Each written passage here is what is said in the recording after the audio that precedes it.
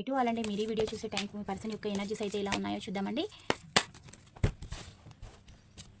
వారు ఇప్పుడు వారిని ఒక జోకర్ లాగా ట్రీట్ చేస్తూ ఉన్నారు. నా చుట్టూతల ఉన్న వాళ్ళు నాకు వాల్యూ అనేది ఇవ్వడం లేదు, నేను హేళన అనేది పొందుతూ ఉన్నాను అని మీ పర్సన్ అయితే అంటూ ఉన్నారు.